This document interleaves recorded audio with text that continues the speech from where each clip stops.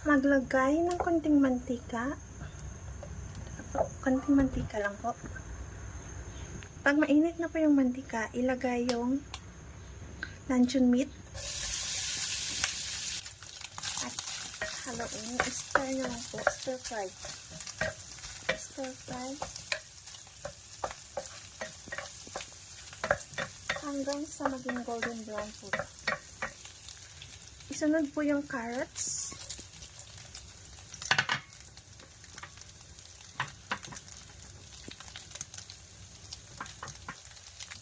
Haluin. Haluin. Stir fry lang po siya hanggang sa maluto yung carrots. Pag malambot na po yung carrots, siguraduhin malambot na po yung carrots. Isunod na po yung string beans or sitaw sa Tagalog.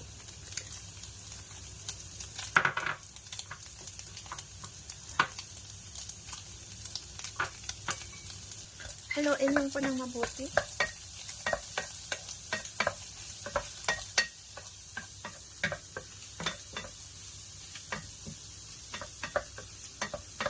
Ay, hindi ko na po siya nilagyan ng asin kasi po, yung luncheon meat maalat na.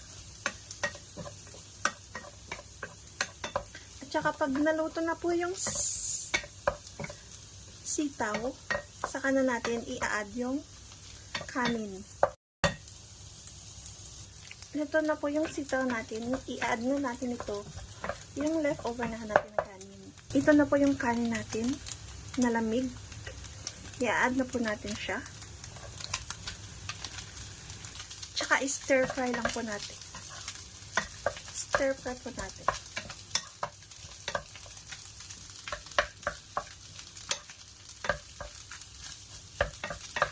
Hindi ko na po siya lalagyan ng asin kasi po may taste na po kasi yung luncheon meat. Ayan po. Mga 5 minutes ko lang po siyang in-stir fry. 5 minutes ko lang po siyang stir fry. At yan na po siya. Side up lang po ako ng itlog. Inaantay ko lang po siyang mainit na yung yung pan. Tsaka lalagyan ng mantika.